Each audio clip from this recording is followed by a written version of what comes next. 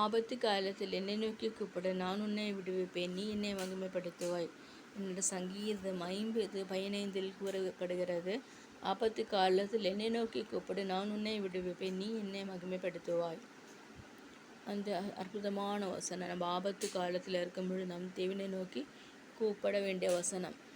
இக்கட்டு நேரத்தில் நாம் கீழே விழுந்து விடுவோம் என்று நினைக்கும் பொழுது நாம் எடுக்கிற வசனம்தான் இந்த வசனம். ஆபத்து காலத்தில் என்னை நோக்கி கூப்பிடு, நான் உன்னை விடுவிப்பேன், நீ என்னை மகிமைப்படுத்துவாய்.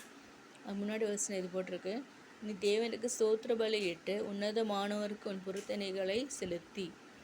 உன்னதமானவர்களுக்கு பொருத்தனைகளை செலுத்துவோமாக. இந்த காரியம் ஆண்டவரே நீங்கள் செய்வீர்கள் என்றால், ஏசப்பா நான் 2 அதிகாரம் வாசிக்கிறேன், சங்கீதம் 2 அதிகாரம் நான் வாசிக்கிறேன், இல்லை நான் ஊழியத்தை தாங்குவேன், அப்படியெல்லாம் பொருத்தனைகளை செலுத்தினால் நம் வாழ்க்கையில் ஆபத்தான கட்டத்தை தேவன் மாற்றுவார். ஆபத்து காலத்தை தேவன் மாற்றி நமக்கு செழிப்பையும் செழித்தோங்கிட கர்த்தர் அற்புதம் செய்வாராக. நான் பல வேளைகளிலும் எக்ஸாமில் ஸ்கூல் படிக்கும்போது கர்த்தாவே எனக்கு இந்த அளவு மார்க்ஸ் சார் தருவீர்னு நான் ஊழியத்துக்கு நான் போவேன், ஊழியம் செய்வேன், இப்படியெல்லாம் போட்டிருந்தேன். இப்படியெல்லாம் நான் ஜெபம் பண்ணுவேன். அதே போல் நீங்களும் ஜெபம் பண்ணுங்க.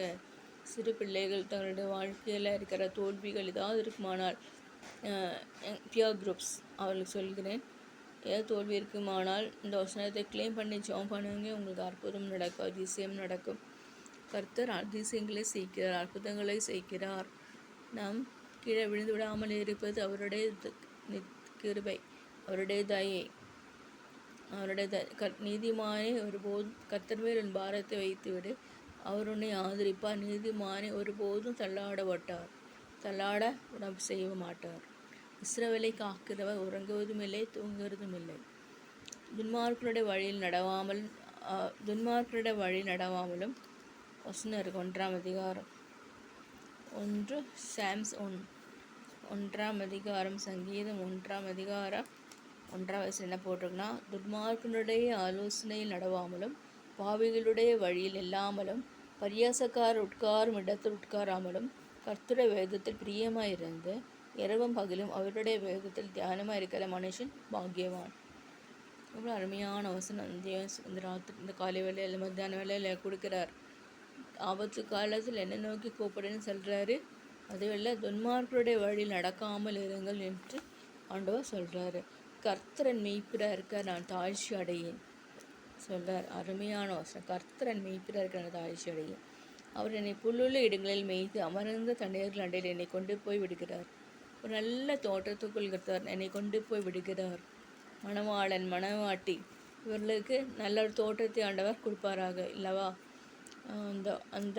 அந்த ஆசீர்வாதம், அதாவது அருமையாக வாழக்கூடிய ஒரு ஆசீர்வாதம், பச்சை பசேன செழித்தோங்கிட செழிப்பு கிடைக்க அற்புதம் செய்வாராக. ஸ்தோத்திர பலியிடுகிறவன் என்னை மகிமைப்படுத்துகிறான். அவள் ஸ்தோத்திர பலி இடுவோமானால் அது கர்த்தரை மகிமைப்படுத்துவதாக இருக்கிறது. சங்கீதம் 50:15 சொல்லியுள்ளேன். ஆபத்து காலத்தில் என்னை நோக்கி கூப்பிட்டு நான் உன்னை விடுப்பேன், நீ என்னை மகிமைப்படுத்துவாய். அவ்வளோ அருமையான வசனத்தை தியானியுங்கள்.